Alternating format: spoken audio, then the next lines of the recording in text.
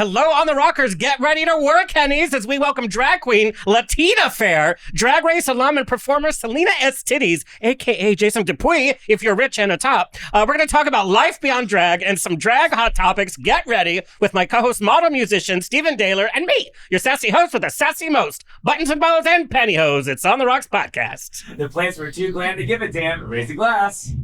It's On the Rocks.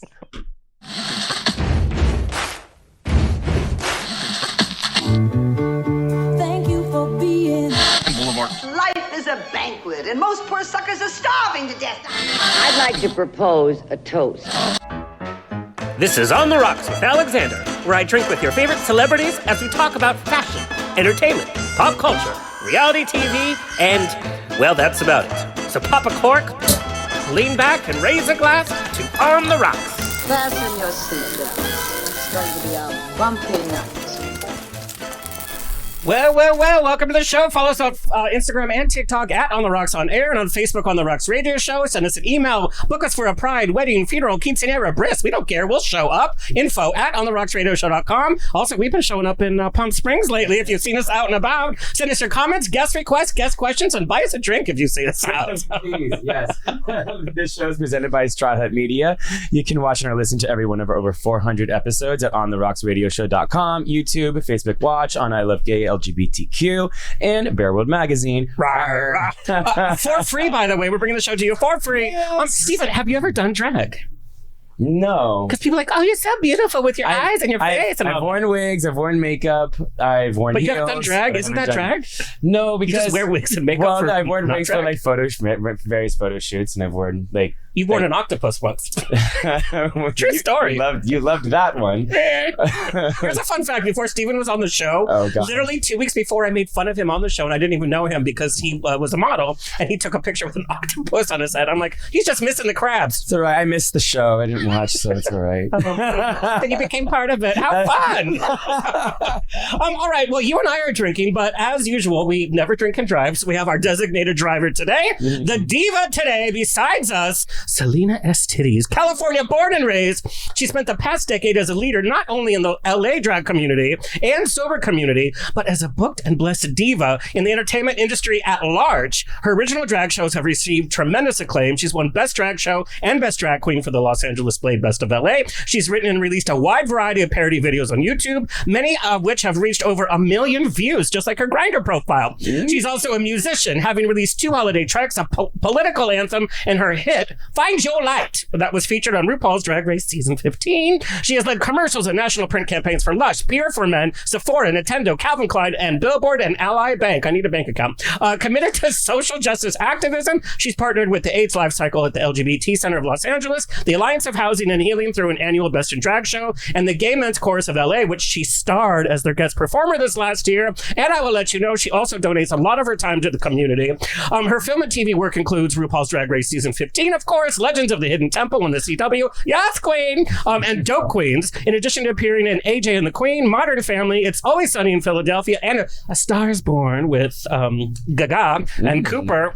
Any shenanigans on set? She's got a new song coming up. Yeah. A couple, apparently, rumored. It came out Runway. We're going to talk about it. Really? There's supposed to be more songs, huh? Yeah, I fell asleep during the trailer. As a queer Latinx Libra, by the way, who has hustled and made it through more sickening than ever, Salina EsTitties is primarily committed to sparking joy. Her 11 plus years of sobriety and extensive experience in the industry have led her to unapologetically share every little piece of her Latina self, and we mean every little piece, not so little. She didn't deny it with all these credits. It's like Grindr Where are you getting this information from? Grindr. Oh, I do research, girl. And with all these credits, inquiring minds want to know, is she single or is she mingling with a Russian spy? More on that. How do you know about her? Please welcome Salina Jason Du Puy. That's Titty. Good morning. Jesus. How good's your Russian accent? I am not that great. I've been trying to learn. But I have, that's We're a gonna whole talk about story. it. How do you know about this? Because I know. Are you all my close friends? We have a phone call coming from San Francisco. But most drag queens, they really get their big recognition from doing Drag Race. You were already a name before, during, and after. With Salina being such a big part of your life for so many years, And we know that Jason is an actor. He's a singer. He's a dancer. Do you ever feel overshadowed by Salina EsTitties? Interesting. Yeah, totally. I feel like she's like, I say she's the greatest role I've ever played, kind of. You know what I mean? Like she has been in the forefront the past couple of years, especially since Drag Race. And it was interesting because like before Drag Race, she was like what I was like pushing out there into the world and working a lot in the industry, which was like super cool. Like I found ways to get on set. If there's an audition for a DJ, I'd like submit myself as Salina. If there's an audition for the waitress at the diner, I auditioned as Salina, and I would book it because people would be like, this is quirky and weird. Why not? And it was before, it's now become the regular. Now we see drag queens on commercials, TV shows, Broadway. You were doing it you were hustling. Yeah, I was just trying to find a way. Drag allowed me to find a way to like sneak into this industry when the industry felt like didn't want me, like as Jason. Yeah, right. And like, I always struggled with my weight. I've been big, I've been small, I've been all kinds of, is he Latino?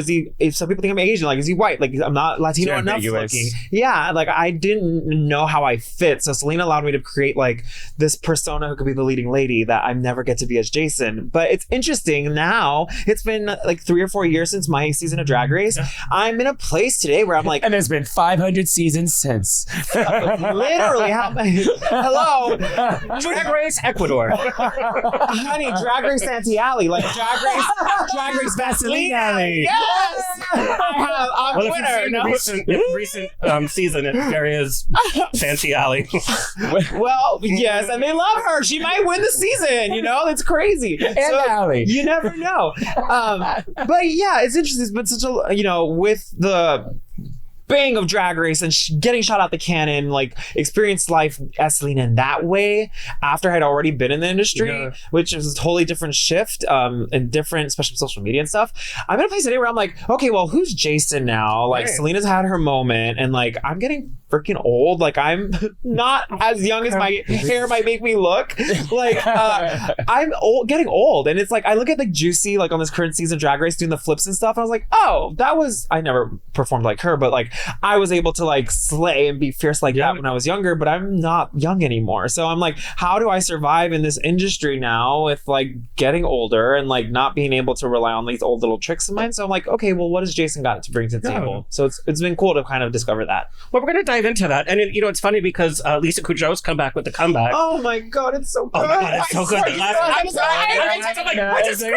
cried the whole time. It's so good. I'm like, Emmy, all the Emmys. So good. But she's been talking on her interviews about, she was Phoebe and then now she's Valerie Cherish. And people keep asking her, do you feel pigeonholed by that? And there's part of her that really appreciates that because it really made her who she is. She never felt that, But also at the same time, she's done so many other things that some people might not know about. Oh my God, and so to be pigeonholed in this industry is easy because fans, they like to know what they're going to get. Yeah. And they want to already kind of make an assumption of what you are, and they're not really good at shaking off something new. So it's like they fell in love with you as a certain character. So they think you're that character. And that's the thing, or they hate me for that. That's a big thing. I literally, before I got here, that's why I was a little quiet when I got here. I got this like, you were quiet. I was like, I got this random message from this profile that's like a picture of my man boobs. And it was called Fat Nasty Slob. And it's like this whole hate message about how they hate me and I'm nothing. And I was like, I'm literally imagine spending handle.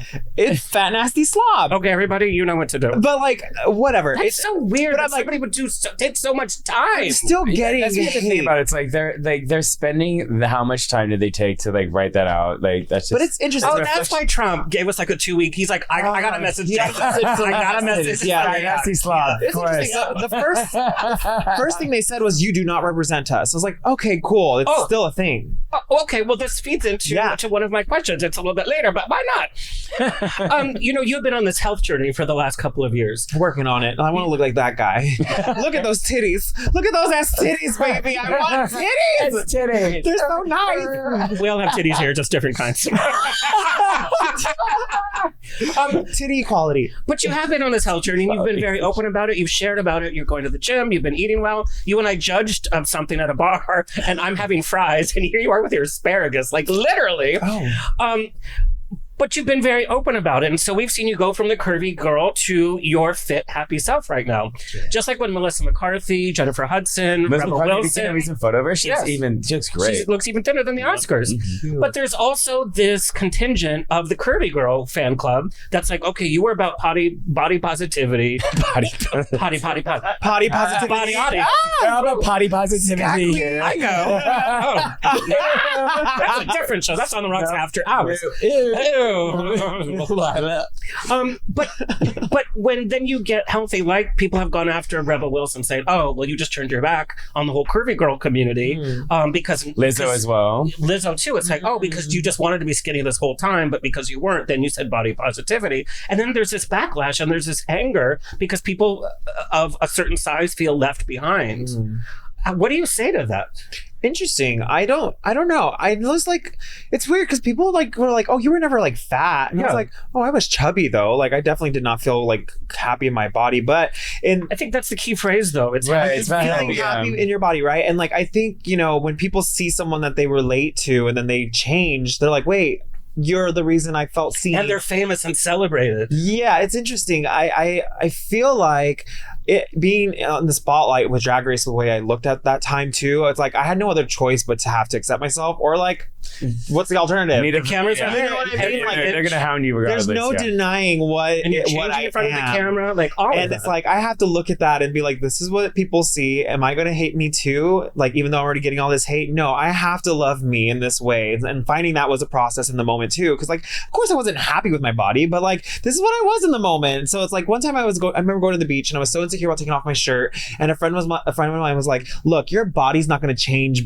in this moment by going to the gym today. Like your body's not going to shift from what it is right now. And like, do you think your God, your higher power, because I'm sober, so I believe in my own higher power, the universe, whatever you want to call it. Do you think they hate you? Like, do you think they love you regardless? Like they love you unconditionally, no matter what your body is. And I was like, you're right. Why can't you love yourself that way? I was like, okay, interesting. And at that beach, I took off my shirt and I hated it, but I was like, this is what I am right now. And most people don't actually care. Like I care more than other people. People will look and they're like, everyone's already too busy worrying about themselves. They're thinking the same thing. Like, or they literally just don't care. I mean, they don't care. No, but like I feel like humans in general, we're all too busy worrying about ourselves rather than other people. When I go to a club and I look at someone and there's someone I'm not attracted to, I'm not like, ew, you're disgusting, and like, where's the hot guy? Like I don't think that. I'm like, cool, hi, everyone's here. But we're conditioned to think that as a queer culture though. Right. Where's the hot guy on the dance floor? When we go on the apps, we're scrolling through the hot guys. Let's just be honest. The first thing we see is somebody's profile image. Of course. And I think that's just kind of like beauty standards, all this. Like we deal with that, and then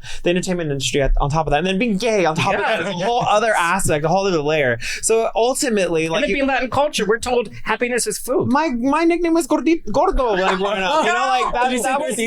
Yeah, Gordo. That was my name growing up. And Chichi, because I had man boobs. Like they literally called me Chichi. Like that was my nickname. I had to go to what did they think of your drag name? EsTitties. Well, part of me like said that too, because my biggest insecurity is my tits. So titties. Let me own it so I don't have to feel ashamed about it. But like going back to people feeling like I left them behind, it's like I'm doing what's making me happy, and like I found happiness with my body at that time, but guess I'm finding more happiness with myself getting to like actually take the steps to be healthier for myself, because I was not the healthiest at the time. I was going through a lot emotionally, dealing with stuff, and like Jack in the Box is the only thing that's open like past midnight on Postmates, and that's what I was eating. Don't you know that? Except you have to go through the drive-thru. Del Taco in Palm Springs. This bitch was pounding on the drive-thru window like 1:30 in the morning in Palm Springs. I was like, can you please open the kitchen? I just want open. Like a vampire. Like, totally. No. I was like Miley Cyrus, just like waving goodbye. It's hard. I wish there was like better options at night, but that's all that's open. It's true. During COVID, I just got really big. So like after you work after a long night and you sweat all night and you're just tired, what's better than comfort food? I know, a nice little burger with cheese and the curly fries, and then they have the munchie meal, which is like 10 pounds of food. So horrible. For like $3. One time I realized with Jack in the Box, I'm like, oh, the fries taste like the tacos, taste like the cheese sticks, it's all fried in the same oil. I was like, this is kind of gross. That kind of shifted my mind a little bit. Yeah. All right, so let's go back to little Jason. You grew up in a Latin household. Oh, look how cute! That's so adorable. It's on my phone. Mother RuPaul told me to do that, so I put it as my wallpaper. How did that Latin family culture shape who you are now? Interesting. For good and maybe for obstacles. My parents were very horny and very young when they had me. So like they were Like, always working or at home, like hooking up in their bedroom. So I was just like, okay, I'm gonna go with my uncles. So I was with my gay uncles in the Castro. I just realized this recently that I actually had a really cute childhood because my uncles were gay in the Castro in the 90s. And my brother's gay too. So it was like Donna Summer, Madonna, like, you know, very gay. They were very gay. And we would go on a lot of road trips. So it was actually like a really fun childhood is what I found. I think it was like in third grade when I realized, oh, my friends called my uncles the F slur, and I was like, oh, that's not good. And that's when things kind of shifted for me to be like, okay, got it. Gay is bad. Let me step away so I can be friends with the boys in third grade at this new school I've gone to. But like in regards to the Latinness, I don't know. There's the machismo, but like I was very clear understanding that machismo shit was coming from the competition my dad had with his brother. My uncle was like this cop and very douchebaggy, and they were always like in competition, and his kids were always trying to be better than me athletically. So my dad was like, will you please play football? And I was like, I don't want to, but fine for you. You did football and so like karate too, right? Karate, football, hockey, bowling. I was doing everything when I was a kid. But yeah, so I guess in that sense, it was like this weird machismo competition with like his brother. It was less about like Latino family, I think, but more just like this masculine bro competition energy that I grew up with a lot. I think the Latino aspect, I think like the women in my family are really like, when it comes to like how Latino played a role in my life, the Latin women in my life really played a big role. I think even with Salina and like that, the reason why I wanted to be this like, you know, the character that I am is like a reflection of my cousins and my tias and their loud cackly witches when we're at the house parties and stuff. It's like there's a party every weekend when you're Latino. Someone's birthday, someone's anniversary, like someone's graduation, and there's kids running around everywhere. There's kids sleeping on the floor, and there's this over there, and there's a fight over here, and there's this thing. And it's like there's cackle. I remember just like my Latin family, the girls just cackle like witches, and I noticed that when I'm Salina, I'm like, ah! Like I'm like, oh my god, that's where I get it from. That's where that's from. Yeah. So I think like that really played a part into who I am today, is like the women in my family. And I think now as I'm getting older, because for a long time I kind of like resisted that. Like I'm like, I don't want to be a part of this. Like this, you guys are not representing what I see on TV. I want to be this. I want to be more than what like you guys are. But like I look back and I'm like, well, they actually have like happy, joyous family love and like community within our family. And I always kind of like was trying to resist it for the longest time. But now as I'm older and my mom passed away, I can look back and be like, oh, there's beauty in what I was trying to resist for a long time. And I think just being, you know, again, like there's this aspect when I moved to Hollywood, it's like really whitewashed, and like casting is like, you know, I'm not Latin enough to be Latin, but I'm not white enough to be white. And like, I don't know where I fit. So like, let me just resist or like, all of that. So I abandoned a lot of myself and my culture for a long time to try to fit into the Hollywood machine, and then that didn't work. And when I embraced it, I was like, oh cool, it's working in this drag aspect. So I've had a really weird, interesting experience with that. Well, I think culture has changed too. When I was raised in Southern California and raised in a Latin home, but you never talked about your Latin culture out. You dressed the best just to prove that, oh no, we're not the janitors. You had to get the best grades. You had to be like, you had to do everything better than everybody else. But we didn't even speak Spanish at home because we were told, no, you keep that away. Stay English. But I remember you shared a story once that you were on the set of Vida, I think. And there was all this Spanish going on, and you felt so out of place, even though that was your gente. No, I felt actually more at home than I'd ever felt. And in this industry or in away from home was like the first time I was like, oh, maybe I do belong here. Maybe there is a space for me. And like what I've resisted for so long is actually being celebrated here. And there's a whole set of people working on this show who I understand. And it was like, and it was nice to be back in that a little bit. And like Curly is one of like my biggest like role models. Like I love watching Curly work, and like just everything he does is just so authentic and true and like proud. And I love these creators that are out there doing that stuff. And like, I thought I was doing something like a tinge of what they could do, you know, but like I'm still learning like within my own self and what that looks like for me too, you know? So, but that was a really like cool shifting moment for me, I felt. And I told Curly that too. That was like a really awesome experience. When did you kind of first feel like coming back to the gay circle, so to speak, where you were coming to terms with your sexuality? Oh, okay. I think in high school, I think between that moment with my uncles and the kids in 3rd grade and then like middle school, I dated some girls and then broke up with them. That was rough. But and then high school, I moved to Stockton for high school, and it's really rough over there. It is really rough. Yes. And like freshman year, I felt like a shell of a person. And I did an event at Stockton County Fair. I thought I was going to get... Yeah, you probably did. You probably got robbed. You didn't know it. I didn't even know. That's how good it I was. stole my innocence. No, but that's a rough... Yeah. No offense to Stockton.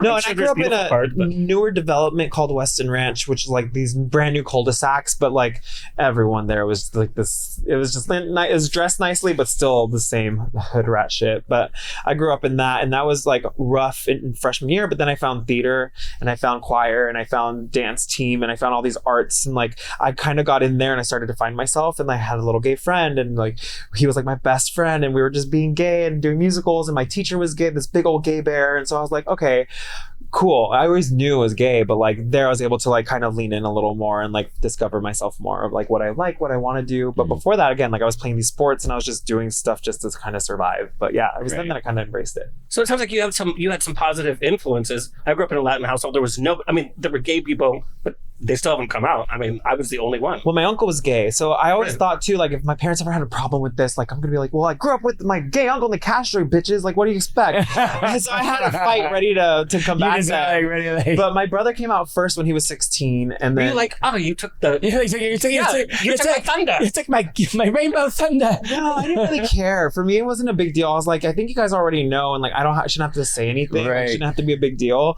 But my brother probably did know, did they? I think so. My brother came out, and it was like this 2-day thing where they were crying together for a long time, and it was really emotional. Like, I don't want to go through that. But my dad came. Just like, well, he already did it, so You're like, honestly, go ahead. You're like, honestly, I'm a post-it. It was basically that. My dad came into the room, was like, Daniel just came out to us. How do you know if you want to tell us anything? I was like, you're like, yeah, me too. Okay, let me get back to this. It was literally that. And my dad was like, 2 for 1. Well, we love you. They got a 2 for 1. They were cool with it though. My parents were awesome about it. It was That's more good. like I think they didn't know how to navigate like my douchebag uncle or like the rest of the family, but it was kind of just like this. Let them how to be navigate like life.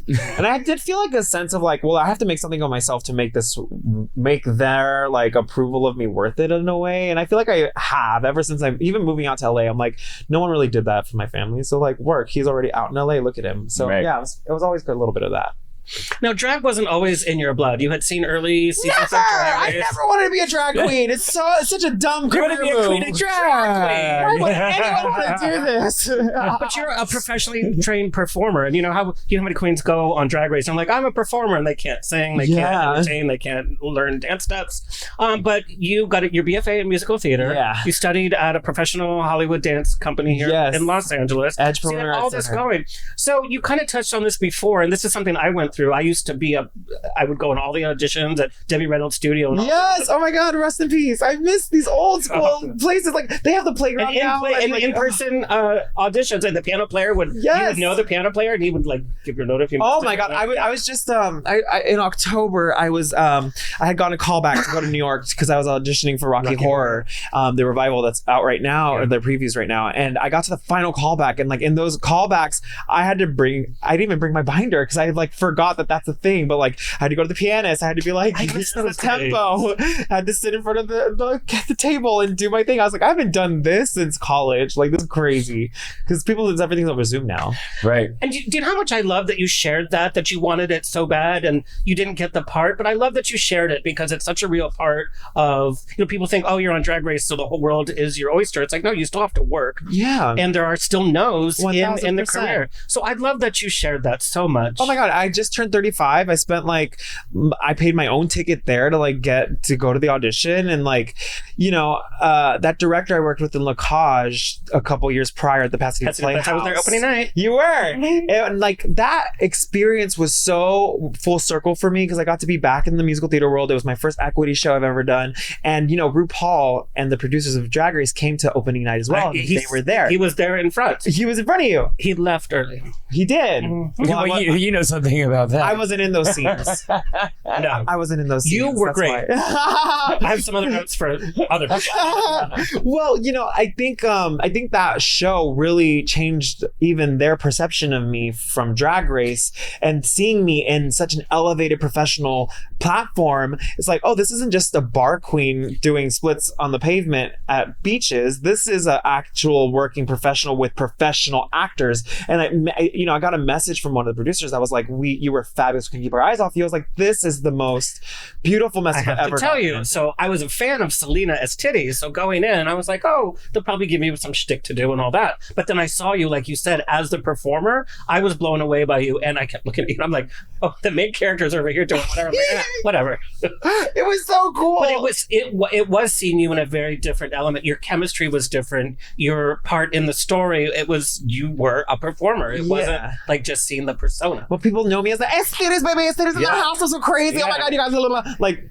obviously, like, that is the character I created. But I'm like, I'm an actor and I'm performing at the end of the day, and like that, getting to do that and like showcase that, and I get people. I travel to like random places. I was in like Nevada or something the other day or recently, and they're like, I saw you in La Cage. I'm like, random people at the airport are like, I saw that production. I was like, this is crazy. But it definitely shifted people's perception of me. They're like, oh, she's not just this loud, crazy thing. Like, okay, work. And I think that changes people's perception of me. But people have to experience that in order to understand that. So, it was a cool experience. But kind of go back and touch on, because like I said, I went through this too, where I didn't fit anything. I wasn't the leading man, obviously.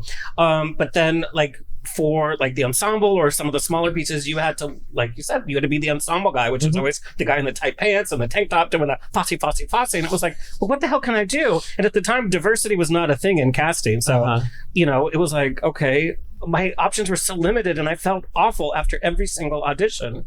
How did you deal with that? Because you were having body issues and, and all of that. Well, I graduated that professional dance program, and I was auditioning for like Lady Gaga's tour and Selena Gomez's performance at the Emmys, and I was auditioning for Ariana Grande's tour. And like sometimes some of these auditions, like I remember for the I had one for, I forgot, for Christina Aguilera. The first thing they said was, take your shirts off. And I'm like, well, I'm not winning this. Like I can't compete with these other beautiful men with these beautiful bodies, and like even if I am a better dancer, it's not gonna matter because I don't look the part. So that was a big part of like, fuck, and like I just wanted to perform. So I started doing drag at the Abbey, actually, at the lip service competition. Was the first one I ever did, and I was able to Luja, she was there, she was the judge. She's still there, baby. She's an icon. And I like think they just put her like in the back in like a cabinet, and she just like someone like Janice just opens it up, lets her out. Like, here I am again.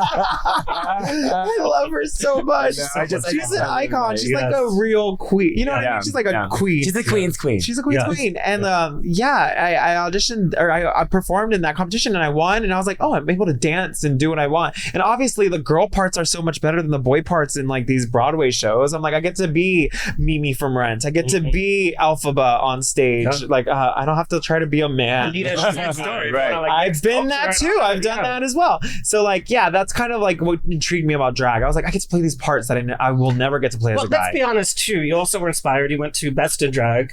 That's what got me into drag. All the tips coming out, and you were like, "Well, there's money, honey." Well, yeah, I remember a guy. Tell the story. A guy bought me a ticket to sit in the front row of the Best in Drag show. Thing? No, he's just a sweet man who, like, the tickets are donation as well, so he always buys an extra ticket for newcomers because it's early sobriety for me.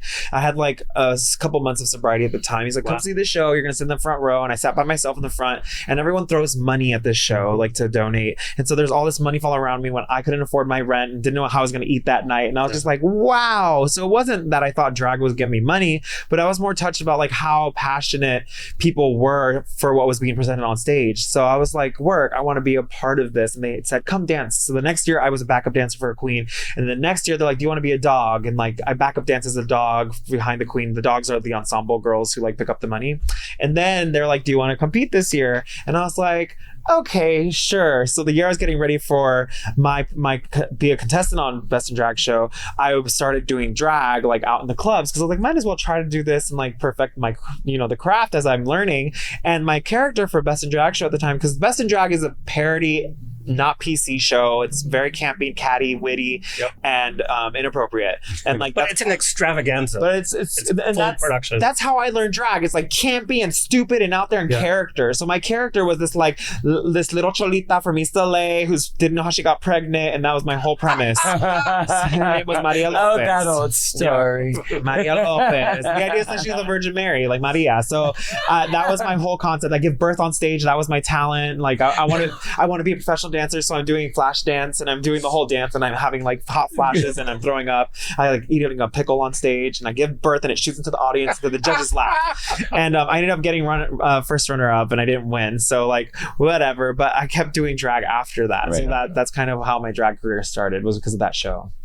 And talk about the reality of starting out in drag, because you've had to quit drag for little periods of your time because you couldn't afford it. Couldn't afford it, and the girls got really nasty with me because I was winning competitions that they couldn't win, so they hated it. Don't you hate that? And I was a little bit really lonely at the top. It is. Where are they now? I was a booger too, so I wasn't the cutest queen. So I think they hated that I was such a good performer, but I was kind of ugly. I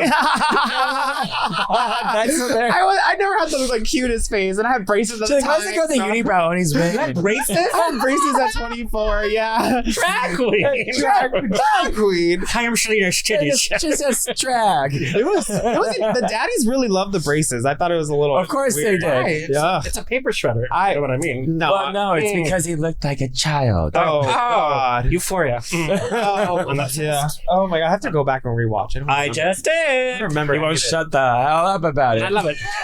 Okay, but let's talk Broadway. So, what part did you audition for in Rocky? So I was in ensemble in La Cage, so they called me in for the ensemble in Rocky, but they only have 4 ensemble people. The thing I thought is, you were being called in for Harvey Guillen's part. Well, the thing is, these 4 ensembles have to cover 2 leads. Yeah. So I was getting called for what was I reading for? They did want me to read for Eddie initially, but then they changed it and had me read for Columbia, Magenta, and the narrator. Which is Rachel Dratch, MJ Rodriguez, and Juliette Lewis. Yeah. And so that's who I read for, and it was so fun. And like I sent a tape in for Frankenfurter for my first one, but like that was a little bold of me, I think. But they didn't ask for me to read that in the audition. But I think thought Luke Evans was cast from like 1,000%. 1,000%. Did you see him during his curtain call? Yes, it's so big, and it's okay. But it's there. I mean, it's out. I mean, it's literally. You could see the fold. It's the whole thing. You could see the definition. It's like mesh underwear. I thought he was Jewish. He's not. I'm gonna try to see it when I'm there this weekend. I'm going to the opening of Titanic. They better give you a ticket. I'm going to the opening of Titanic on Sunday, and I'm gonna try to see the matinee on Saturday of Rocky Horror. Yeah, I want to see it while I'm there. Just there with the flash on, just capture. Like, I could have done that. No, not even. But or you're outside and you trip them as they walk in. Sam Pickleton is the director, and like he was just so gracious to even let me audition and like to have worked with him in that first one, and then he won the Tony for O'Mary directing O'Mary, and I saw O'Mary last time I was in New York, and I'm like, have you seen O'Mary? I have not, but it's coming to LA. There it is. There's a character I would want to play in that, so I'm like, I'm just gonna be in my good graces, and like, you know, who knows what could happen. To be in the room with that casting and out of Broadway, but when I graduated college, I never got that far in a casting process, not even on Broadway. So like, that's huge that like, you know, 20 years later at 35 years old, I'm getting the opportunity. Sure, it's ensemble. I don't care. It's Broadway. Like, who cares? And like, I've always wanted to be an ensemble on a Broadway show. Like, I don't care. I'm not a diva when it comes to that. I understand that, like, you know, we're telling everyone wants to be like a main character, like all of a sudden stuff. It's like, I don't care about that. It's like, but it also touches on your hard work. Right. We talk about this all the time on the show, is that people want to be famous, but they don't want to do the work. It's not even about being famous. It's like, I remember like... People want to be famous are never going to make it. Because like, I remember like Michael Urie was saying like, listen, if you want to be an actor in Los Angeles, there's so many avenues and so many ways that you can be an actor in Los Angeles. If you want to be famous, that's a different story.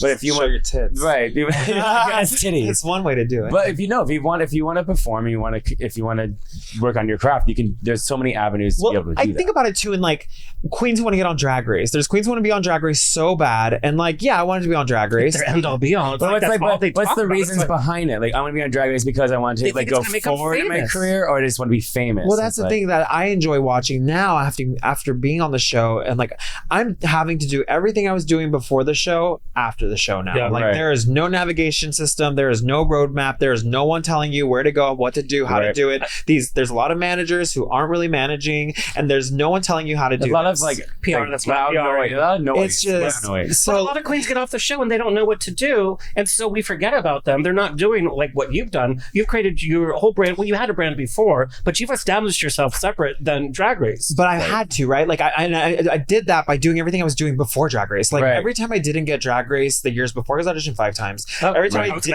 Well, Drag Race was a platform. It wasn't like an end all with all. It was a platform I mean, to, there was to showcase what you do. there was a time though when you could get on Drag Race and then you're a star and you're making Yes. money, but that's not. We're not in those times. That anymore. was before syndication. That- I can't name you one name for this last season because this is the first season I haven't watched. Yeah, one I mean, episode. the last season I watched was when Sasha Colby won. That was my season. That was a long time ago. And that was 4 years ago. But it's interesting. So my favorite thing to do now is to watch how the girls navigate after the fact, because I know what it's taking me to stay relevant, to like be in the spotlight. And I'm not, there's some queens who stay relevant and they're in the fandom. The fans love them and they can fart and they like, oh my God, take my money. But like, that's not everyone's story. So like, for me, I've had to bust my ass in my own way. And it's like, am I where I want to be? I don't know, but I just got to a fucking Broadway callback. Like I'm happy, That's like amazing. that's cool for me.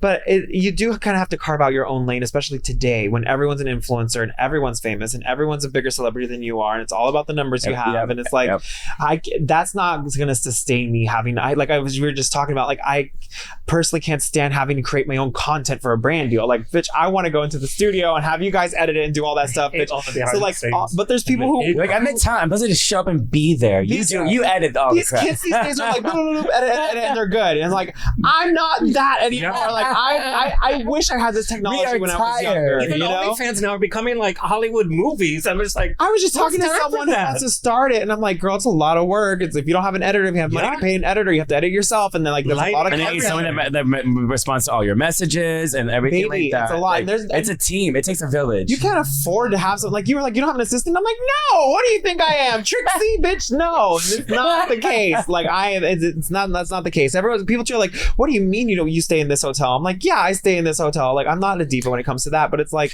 I'm just trying to survive. people don't here. know the reality of like what actually. Everyone thinks happens. it's like super glamorous and everything. it's Even not. if you hit like a certain it's literally like 1% of people that. Bill, what I'm saying is like, yeah, you hit Drag Race and then what? Or or you get that big movie and then what? You win. It's always on the next thing.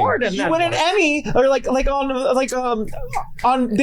comeback. She won an Emmy for working at Trader Joe's. It's an industry that like what you've done doesn't dictate what you're gonna do. Basically, like No, you have to use it to your advantage, right? But like, what are you doing to use it to your advantage? Yeah.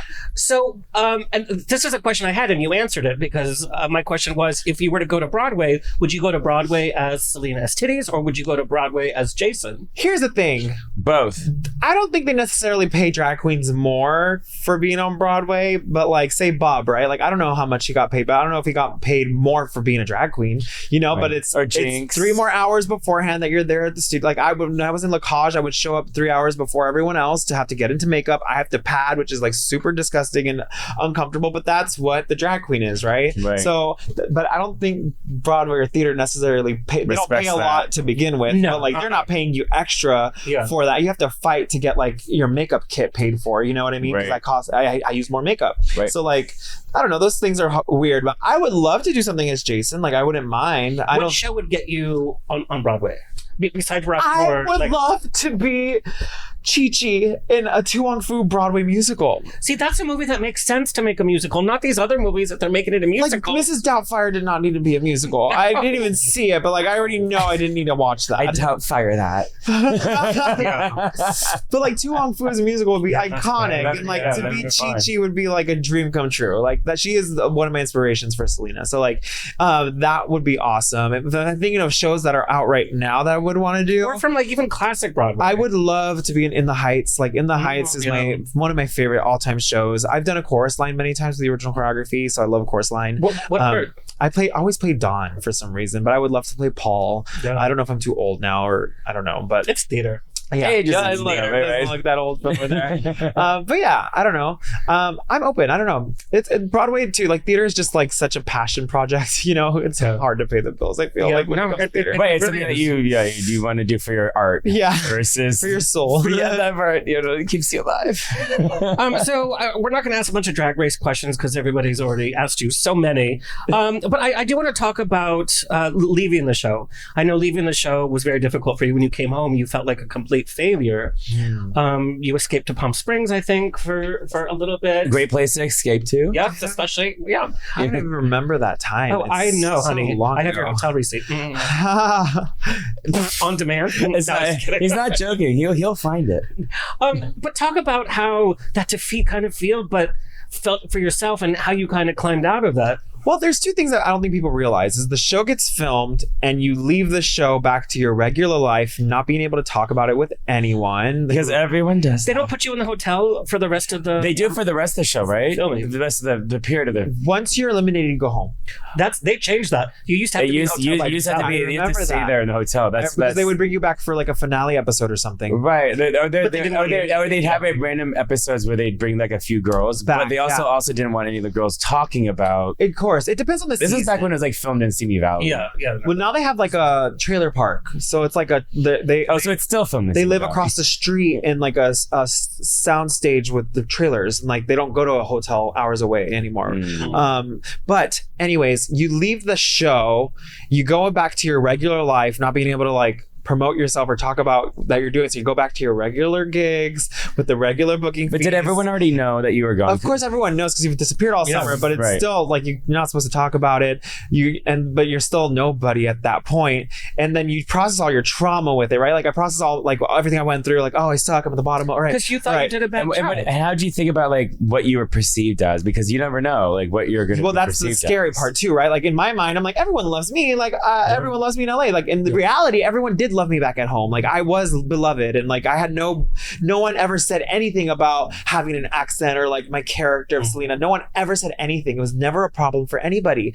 And then the show comes out. Yay, excited! I just like dealt with all my trauma. I'm excited for this. Let's go. And then it's like boom, hate, or she's too loud. It was the minute that my Meet the Queens came out. Whoa, she's loud. Oh, she's annoying. Did you ever? Chola? Yeah, it was a lot. What was it like? Like RuPaul released it like years later. It was like blame it on the edit and like all that stuff. And like, did you ever have an experience where you're on the show where you like said something in like episode 3, but then they put it in different contexts about somebody else in episode 7 or something? My season was a peculiar one because it was shortened. Our episodes were shortened because they had the Best Friends of WeHo airing, and that was a whole thing. Were you in that? No. No. They were. I want to say a lot. Yeah. We'll comment on it. They were on the show, and we all had our behind the scenes. They had to be on the show here. Yeah. With you? And you no, you didn't play piano for the premiere part. No. I was there for the premiere part. Yeah. Sorry. Anyway. But that was like an interesting time when that was like a whole thing. So much hubbub. And it was a big deal because it was supposed to be. What was it? It was the original like the gay show that was in New York like years earlier with like Riken. Prince Charming. No, that was Finding Prince Charming. No, that the was A-list. Oh, the A-list. So that was supposed to be the A-list like Texas or A-list LA. Yes. But then they changed it last minute to be like the real friends of WeHo. But none of them they already had filmed the entire thing and none of them interacted with each other. They didn't even know each other. It was like They individual. didn't know each other. It was all individual stories. And It was. That's why it only. That's why it was supposed to be. They were pushing it so hard. That little gay don't make fetch happen. That little gay history right there. Yeah. People were I so remember upset, that. and they cut our episode short. So like that sucks. It was like our edits were interesting because they had to be shortened down, so Right. the full storylines were like exposed or whatever the case is, and our runways were really short. So it was a weird time. And then like I think I was very affected by the fact that I thought I was doing something really big, like representation wise, and I got a lot of backlash from the Latin community. Like they didn't like it. So like It's I like was really a caricature. I was very like I remember. I was like, wait, I'm so confused. Like Yeah. I don't know what I'm doing wrong. I thought I was doing something beautiful. I guess not. And to some people it was. I still get people. I was just in San Diego and these girls were crying. Like when the minute I saw you, I was like, oh, thank God. Like, so when I have those moments, it feels really beautiful. You're never going to please everybody, but that was a shock. I was shocked by the Latin community backlash. It was really interesting. And I'm like, I mean, of course there's Latin Trumpers. You know what I mean? Like, of course they're going to go against their own people. Like, that exists. And like, no surprise that existed too during mine. And like, what I learned from that, you know, what I had to learn, that was when I got eliminated, like there was that layer. There's a layer of feeling like I suck. There's a layer of like, my mom had just died when my episodes had aired. Like my third episode, the Snatch Game episode, my mom died that week. And like, I was on a plane to London and I had to perform in front of all these twinks. Like nothing just happened. And like, I did. And I had to like, you know, I didn't know how I processed that, but I think it came out in the like aggressive, angry, like, and like my friends at the time too were very like, fuck that bitch, like fuck baddies, we're bad bitches. So like my energy was very like, fuck y'all bitches, da, da, da. And like that's where I was that was my come from. So like, you know, that's where I was at the time. And like, am I proud of it? I don't know. That's where I was. And then like, you know, I've apologized for any like mishaps I've had, for any way that I've spoken out of line, which I did because I was emotional and my mom fucking died, and like I made amends, and like I can grow and I'm allowed to grow. But that's the weird thing, is like people don't care about that. They want to latch onto what they think they know about you and not give you space to grow as a human. But like, hello, I'm a human, bitch. Like I'm having a human experience in front of your eyes, and like I'm not afraid to hide that too. I think that's kind of like what I pride myself in, is like my vulnerableness and my I'm able to wear my heart on my sleeve, and you guys will see the exact experience I'm going through. I'm not trying to hide it from you. I'm not trying to present something for you, but like digest it or stick to your story. But what I was taken was that you weren't trying to play to the camera. You were very sincere. You weren't trying to create one-liners out of nowhere so you could become a meme, which so many queens go in and do. And they're good at it. Like, they're really good at it. And so I think people were like, okay, you know, you weren't like playing the game. You were being sincere, which I think, you know, queens, I think, go in like, I need to say the funniest thing. The game it's gotten, like, you know, Drag Race is lasted for so long now that it's so calculated. People know like there's a formula to like the whole layout of it. If you act a certain way, it'll be portrayed a certain way. And so I think it moves on authenticity to it. Yeah, these past couple seasons were just like, I feel like everyone's just been very exasperated. Everyone's been very exasperated with it. Just sort of like what I think it is like these young kids. You know what I mean? Like these kids are coming up into the age of social media where they're very aware of themselves and self-aware and how they're coming across. You get an old bitch in there who's like not afraid to speak their mind. Like, you know, like I would love to see a Jackie B, like, you know, just being nasty, and that's the juice we want to watch as audience. Well, and I think that's what Drag Race was built on. It was built on with that whole like, this is the experiences that drag queens have. But the experience what drag queens have isn't that experience anymore. Yeah, well, they don't even have experience. They're 22, you know, like because they're all online. You know, like the experience was like going to the bar, going to the club, being raised with your drag mothers and all these things. And now you have queens that are just like, they don't have any of that experience, so they think just being drag is getting dressed up in. Yeah, it's such a different time. You know, I think it's such a reflection of the times, which is so cool to witness. It's like, oh, interesting. But yeah, I think they could benefit from booking some older girls. That part, yeah. Well, I think that's why Sasha Colby did well.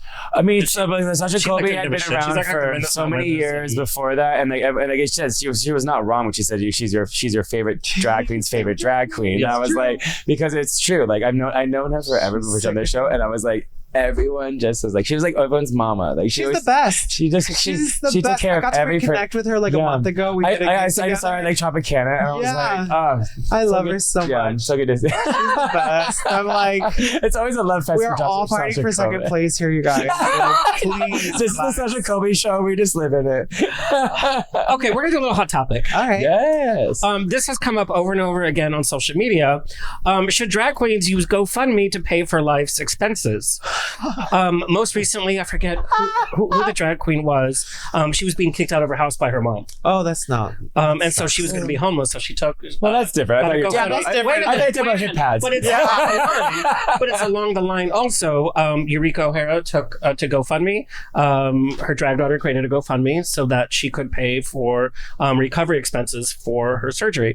Other drag queens have come and said, "Hey, I'm in a tough slump. I need help with rent." And then the community is like, oh, yes, I'm your fan. Thank you for entertaining. It's the least I can do because you keep us entertained. There's also the other side that says, get a job like the rest of us. And, you know, what did you do with all your money? Well, like we said, you could win Drag Race and you're still not going to have money. I think that's a big misconception with Ru girls, especially today's Ru girls. It's like everyone thinks like you're like, you don't have an assistant. And someone else was like, what do you mean you don't have someone to do this for you? And I'm like, no, I do it myself. Like everyone's a one woman show these days, you know. It's hard, it's not easy, but like I do drag full time. I have to figure out a way to make money, right? Like, and like lately, well, that's what's offensive about it. It's like, say, getting a job. You like, I have a job. It doesn't pay the damn bills. Saying, like, drag you're is also a job. using your fans when the rest of us have to make it work, and you're just going to go out to your fans and get money out of nowhere because you're going through a rough time. We all are going through a rough time. But it's not even just that. Like, the job that you have isn't paying what it should be paying. That's what it is in general. And so it's like, okay, I'm doing all this work, but like, okay, like your fans are the ones that aren't able to be there also in person when you're doing the job. There's a lot of queens who hire nurses who have like little side jobs. They're a PR manager of this company and they do brand stuff with this thing. Like there's queens who have that. Right. I know for me, like I don't want to fucking get a real job. So like I'm gonna hustle and be the artist that I am and find a way to scrounge and like hustle and make some coin like doing my art, because that's what the job is I signed up for. I'm a fucking artist, you know, and if that looks like I'm over here at this club doing this to make a little coin, like I'll do that. If I'm over here doing this gig, and then I've lately, for me, what I've learned to do is like I have to create my own platforms, my own shows, because personally I'm gonna regret saying this, but I can't stand performing in drag shows these days. Like I'm fucking 35. Like why am I? And I don't want to do this. That's what drag. But that's the truth. That's what drag queens do. The drag queen description is you do drag shows at nightclubs. Like that's what drag queens do. This other stuff is all newish, right? Like that's a privilege. Yeah. And so like, but I want to be doing this other stuff. So I'm gonna go and create my own lanes. I'm gonna create the kind of shows I want to be a part of. Like I'm over the lineups of girls after girl after girl after girl, and people are exhausted by the second act, and it's like I don't want to deal with drunk people. It's like we're seeing the same thing over and over. The same girls, the same songs, the same dances, the same drop, you know. Yeah, for me it's a little like I've run its course with that. I've been there. Like what's the next step, right? And like it's gonna be a struggle because like there's no, like I said, there's no navigational map I have to figure out myself. But like, yes, I could get a day job and supplement, which a lot of queens do, and there's nothing wrong with that. Some girls don't want to, and they ask for money on GoFundMe. Like I guess that's what you're doing. I think I think is just to say that drag is not a real job, because it's like you are working, like you are making money. Like I think the hot topic or the drama is like, how dare you use your fans to pay for stuff that the rest of us have to work for. But I don't think that's the thing. It's more of like, oh, what I'm already doing to work on my job and my career and my art isn't able to fund what our lives are like. Yeah, like the economy is just the economy for everybody. Yeah, it's nightlife is taking a dive. Yeah, so it's like it's less more of like, oh, I need this help because I don't want to do the work. It's like, no, I'm already doing the work. The work I'm already doing isn't paying for the things I'm trying to get. I think our queer spaces are just struggling right now too. A lot of brands that normally would help fund a lot of queer spaces don't have the. That's 100% true. You know, like a lot we don't have all the pride. Pride now. Pride we don't have all the rainbow flags on anything. They're booking straight women for pride. You know what I mean? Like they're not even giving back to the community. Well, the corporations don't even care anymore. Prides are also charging $200 for a ticket. Of course, it's our pride. Well, what do you mean you're charging $200? And then once it stopped being cool to be like, oh, let's like have a rainbow version of all of our logos and stuff, all the brands just stopped doing it. Yeah, and like, you know, a lot of these. It's all political. It has to do with the political climate too. You know, like no one wants to have a drag queen on their bill because it's looking bad for the community in poor little Nebraska where they're gonna get a trans bill passed. You know, like it's all connected, and like it's affecting everyone. And like I get a lot of hate, like that hate message I got too. I get a lot of haters who are like, "Oh, it's so weird to me." They're like, "Salina can't get a job. Salina's crying for gigs." I'm like, "No, I'm not, bitch." A lot of queens are making GoFundMes and crying for money. I'm like, I'm over here making lanes, and I'm also that's probably in the basement. That's part of the argument too. It's like, no, you have to hustle. And I'm supplying jobs for other queens. Like I have a show that I just threw that I like platform baby queens to perform at Precinct, and I paid them a really big fee. Like I'm doing what I can to contribute and help the community. I have like thrown parties for boys and to help this bar make money. And like I'm doing what I can, not even for myself, but like in the community itself. Like let's utilize our community to make each other money. Like don't there's this conversation going on right now too about like these warehouse parties thrown by straight people for gay guys, and they're profiting off of us. So like that's a whole other thing. But like we're all just trying to survive, and no one's helping us. Why are we attacking each other like in here? Like we should be uplifting all of each other to be up. It's like a snake eating its own tail. Well, and I say, to your credit, I mean, I'll send you because I've booked you for stuff you volunteered for. I've booked you for stuff that you've emceed and gotten paid for. But you always respond, and you're always like, "What are the details? What's the script?" It's like professional.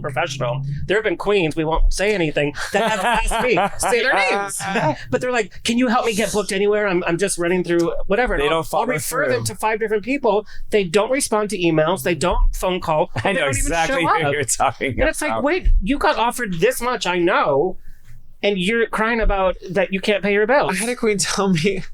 That made me mad. I know. I helped a queen get booked for this little gig, and I was doing the invoices and paying her out myself. And then I stopped. I love your invoices, by the way. Thanks. An actual invoice? Hi. It's like business. Yeah. And like I was like, I didn't want to work with them anymore because it was too much work because I couldn't show up anymore. So I was like, "Hey, queen, you're gonna have to send your own invoices to get paid." Like, "Oh, I don't want to do extra work." I'm like, "This is what you have to do to get paid, girl." Yes. Like, that's the work. Like, I don't think people realize too with drag, you're a one-woman production company. That's really you what are your own boss. Yeah, you're, and it's like, and you have to buy the outfits or make the outfits on top of all of that. Yeah, hello. And then the hours. And that's what people don't realize, but whatever. Yeah, they don't understand how much money goes into it before you're even on the stage. Yeah. All right, let's get back to you. Sobriety in the queer world, it's really lost its stigma over the last few years.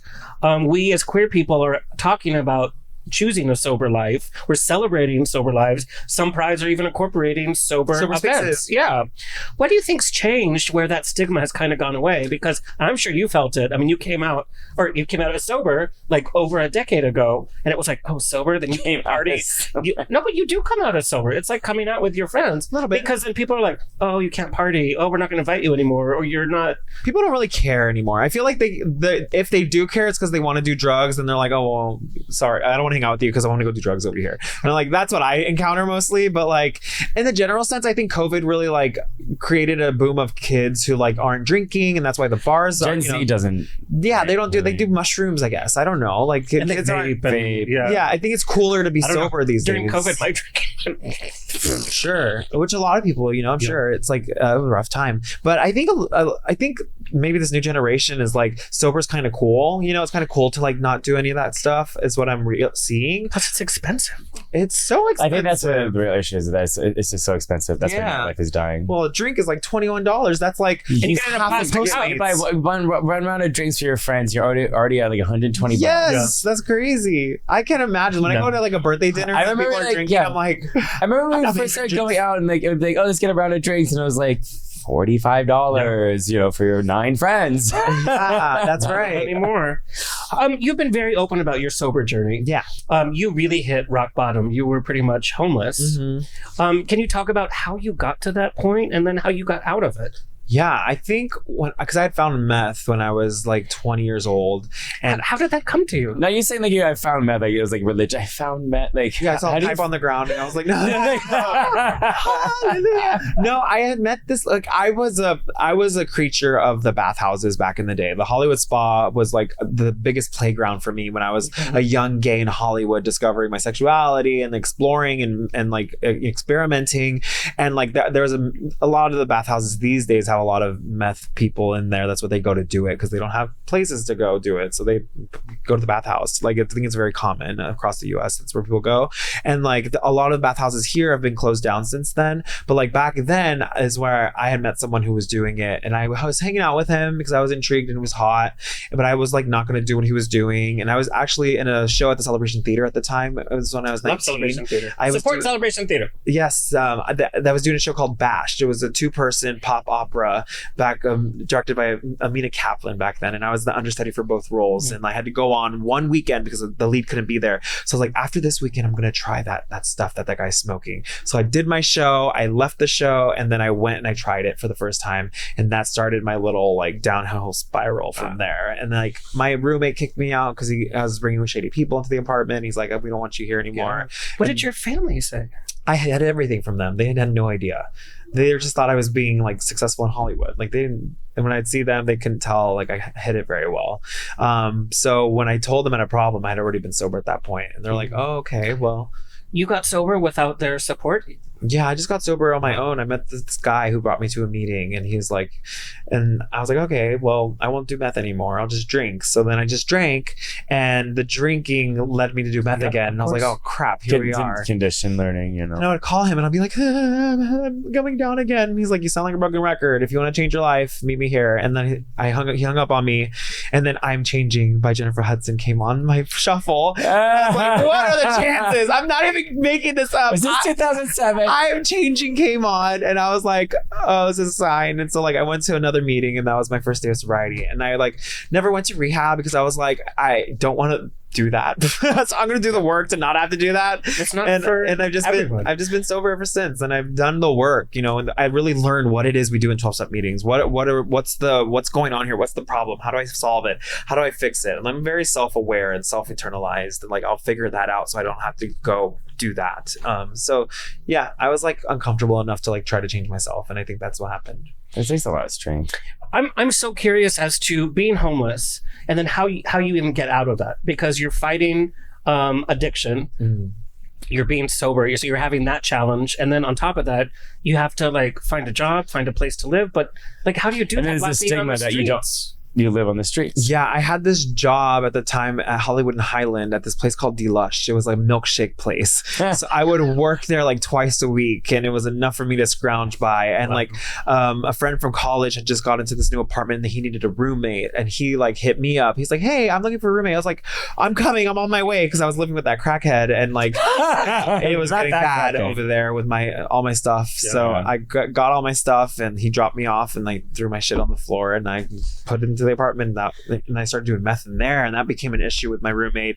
But he didn't kick me out. He was like, you have to do something, man. And I was like, yeah, you're right, I will. And then I did, ultimately. So that's kind of how I transitioned out of it. But like, I always had a job that I said I'm gonna be off for a week. Did enough. Yeah, and it was like just a little smoothie job, so it was like whatever. It wasn't high stakes. I always say too, I didn't have the car, I didn't have the boyfriend, I didn't have the career, I had nothing to lose when I was using, so I kind of just fell quicker. I didn't have all this stuff that I had to like dwindle down and lose like a lot of people do, and then like they get built back up. I was already here. Like I just graduated college, and I had nothing going on, and I had a snaggle tooth and like a big libido, and like just went downhill from there. So that's why I got braces. I had a snaggle tooth, and it was so ugly. I was like, hey, you want to hook up? Like, especially when you're like really high. Yeah, licking it all the time. Going over here. It was not cute. Slithering. It was not cute. Not cute. But I think that really goes back to like our body image issues as queer folk.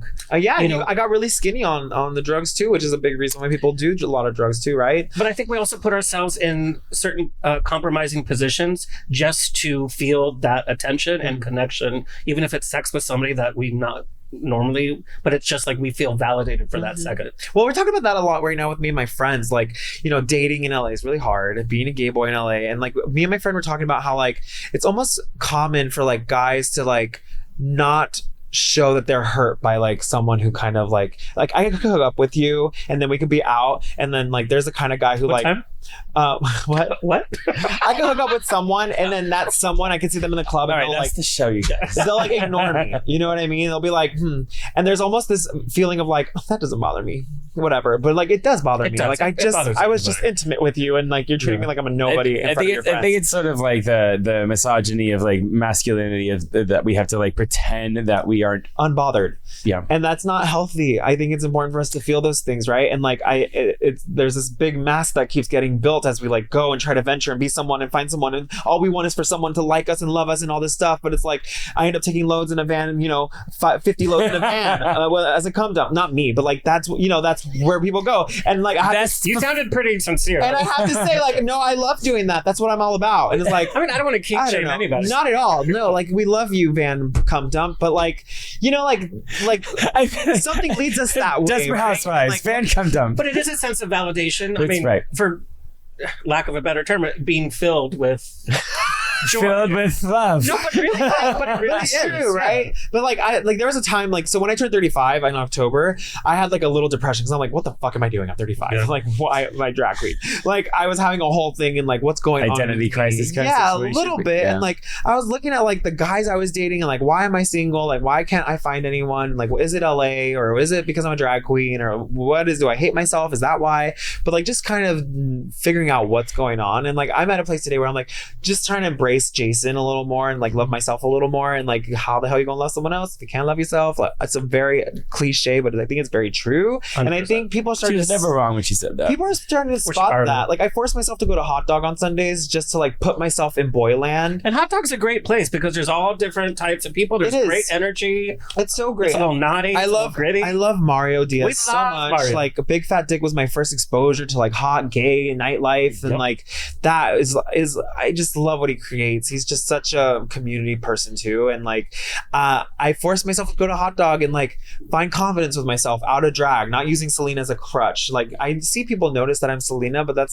I'm not someone who's like I'm Salina, move out of my way. Like that's not my thing. I'm trying to embrace Jason. I'm trying to like embrace him while you guys embrace him too. And like as I go to Hot Dog and I put myself in this uncomfortable situation around these guys that I feel very less than around, I'm like, how do I feel less than? Because I know I'm not, and then that's the reality. And I think that's just kind of the journey that I'm on. I see a lot of guys aren't having to be on that journey. They're just themselves, and I'm like, I wish I could be like that guy, you know? But here's the reality: is like you said, they're going through their own things. Where you get that hot guy home, and then you're like, that was the worst sex I've ever had in my life. Or sometimes they have nothing to contribute, or like other than like I am right here. But also, but not to like even, but like they're amazing too. You know what I mean? Like, and Jason, like my weight has gone up and down and up and up and then down and then up and up. But the way, 2 steps forward, 3 steps back. but the way that guys respond on the apps in person, even friends that I've had, and it's like, oh, you know, you get skinny or healthy, then they react to you in a certain way, and then there's that opportunity to date. And all I'm getting that. How do you deal with that? Yeah, it would always make me mad. It's like, well, you didn't want me then, so what's really changed other than just my weight? Yeah, because if we date, it's probably going to go back up again at some point. Oh yeah, I mean, I want to date someone who challenges me to like go on a hike with him and like keep my. I'd hate them the whole time, but no, I would love that. Yeah. We like motivate each other to stay fit. But you also always have the syndrome. It's like they call it fat girl syndrome is what I grew up with. Of course. I'm always going to they also call it like the freshman 15, like when you start dating someone and then like then you both are like really comfortable and then you gain like 15 pounds. Yeah, of course. Whatever. That's a thing. When have you ever done that? I'm saying in general. 15 pounds in muscle. I said 15 pounds in general. But even if you get a 28-inch waist, in your brain, you're always that unattractive, curvy girl in the corner. I have that, and I think it's I have to force myself to look at the reality. Like the truth is like, girl, you're healthy, you look fine, like you're enough. Stop. So I have to like force myself to think that way. But there is that voice in the back of your head always for me. Yeah. What does a guy have to bring to the table for you? I think kindness. Like I just want someone to like be nice to me, like that. We all say that. Very common. I feel, know, but it is not like people are mean. Yeah, but like be nice to me, and then like they think that show interest that I'm actually something you want to pursue, like that. Well, what's nice? What's nice to you? Like some people think like nice. Some people think nice is grand gestures. So some people think nice is small acts of kindness. Like what's nice for you? I think what I'm finding is like a sincere intrigue in what I'm about and what I'm up to, and what they're interested in who you are. Yeah, but you have to have your guard up. It's like, do you want to date Salina or do you want to date Jason? Well, I've been countering that for the longest time, and I remember talking to Monet Exchange. I'm like, what do I do when people only wanted to hook up with me because I'm Salina? Well, he's like, also like, because like I know a lot of drag queens, and I've had conversations with a lot of them, and a lot of drag queens have said to me that like their drag persona is part of their real persona that they're not able to express when they are the boy version of themselves. And I know some drag queens that famous drag queens, by the way, that only hook up when they're in drag. Well, I've had drag queen friends where like they were trying to transition, but they stopped transitioning when they realized like, oh, like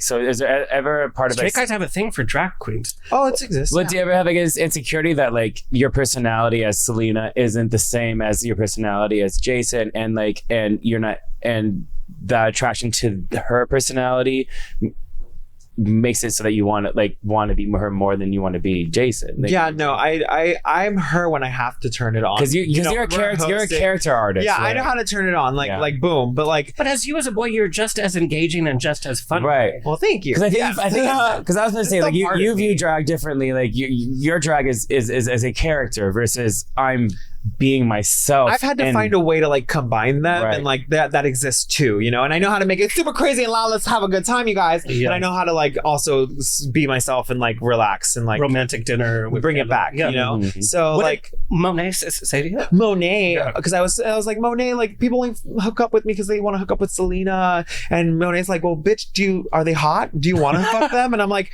well, yes. And he's like, then what are you complaining about? Give Get Salina it. a good Yeah, time. if they're hot and you want it, have fun with it. But like, I do encounter a lot of people who are just like, oh, it's Salina, I want to hook up with them, which is like, a sure. fine line between fetishness and Well, it's not actually me that they're hooking up with. They're hooking up with this idea of me, right? Right. So Like we talked, you would date Seth MacFarlane. Would you only date him if he was doing the voices in bed? no, I think he's just really hilarious.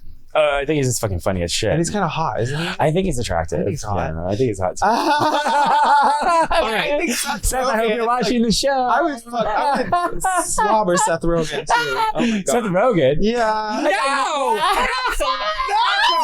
That's where we close it. My God, no.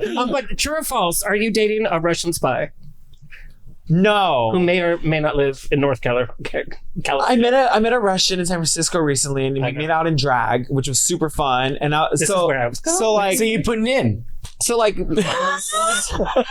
Was he putting in, or were you putting in? Well, the putting out. fact that he's already making out with me in drag, and then he's like, I want to hang out with you outside of drag. I'm like, okay, someone I don't have to like go through the rigmarole with. Like, that's usually the process. Like, I have to reveal, come I'm a drag queen. How are they going to feel about that? They don't care. They like drag. They don't watch Drag Race. Fabulous. We're past that. Now they gotta get to know me, and then they gotta get to learn how my life is when I go do drag and like this. It's like a whole process. It's not easy. That's the hard part of it And all. that they'll never have closet room in any house that you live Ever. in. It's You my have to have space. that- Not yours. I miss my. Me too. So like this guy made out with me and the drag was already off. Like I didn't have to worry about it anymore. And then he was like really cute and it was a little fling and we've been texting. But like, I don't know, he posts stuff that like he's talking with other people on his Grindr messages and stuff. And I'm like, oh, Wait, okay. how do you know? Because he posted it on his story. Like it's like a thing that he does. But like that didn't feel good to me. So I'm That's like, weird. I'm like, oh That's fuck. a red flag. Russian. I'm like, fuck, I'm not his only one, which is fine. Like we're nothing. I Do you want to be somebody's only one? Sure. Are you ready? I think it could happen. Why not? I think are they ready? Like also they have to like That's good. they have Yeah. to be ready. Like you know Yeah. what I mean? They have to be like established and ready. Like, Prepared. I would love a guy who's just so successful and he's just like, all I need in my life is someone to love and like give everything to. And Seth I'm like, Rogen? be me. But you have that laugh. Well, he's rich. Just take McFarlane. You take Rogan, I'll take McFarlane. Let's do it. We'll swap. You're like, no. No, that's fine. I'm right, Rogan. And I'll just be the butler, I guess, all my life. Thanks, guys. I'll be there with Jacob Elordi. Oh, Girl, he hasn't been cute in years. no. So my final question: with your music, with your drag, with your acting, there's so many directions you can go. How do you know what direction to go into next? I'm always have my fingers in a pocket somewhere. I'm making music here. I'm working on this script here. I'm working on proof of concept right now. I'm doing this show. I have this party that I throw for the boys, and I have this over here, and then I do this and this party. and then whatever the universe is telling me which direction to go, I'm ready.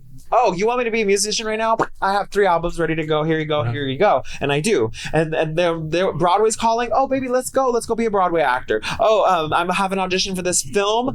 Thank God I just took this acting plays course are ready. with Brock Urich. You know what I mean? So here I am with them. Yeah. So like I stay in the craft. I love learning. I love like taking class. I'm not someone who's just like, I'm already there. Like I'm always teaching myself. I'm watching YouTube videos about everything all the time. I'm expanding my mind. I'm always have my finger in a pocket and like whatever I'm supposed to go next, I'm prepared because I'm like, oh, you want me to do this? Let's go. I'm ready. I have these 3 scripts ready to go. You know, I'm just a creative in that way. And I think that's the part that people don't realize. They just think, drag queen fairs work. I'm like, no, bitch. I'm over here making outfits. I'm making merchandise. I'm vinyl printing these things. I'm doing this over here. So I think it's just a matter of like, I'm ready for whatever you guys want me to do, because I love doing all this stuff. So whatever I'm getting called to do, I'm gonna love to do it because I'm already doing it here and I'm ready to go. I love that. Does that make sense? Okay, one real fast question. What are your 16 bars of audition music? I don't know. I can tell you what they were in college, but I don't really have one right now. I don't know. You said you were ready to go, bitch. But I had to sing Rocky Horror material. Like, they gave me songs to sing. So what'd you sing? Like, I sang a science fiction double feature. That's such a...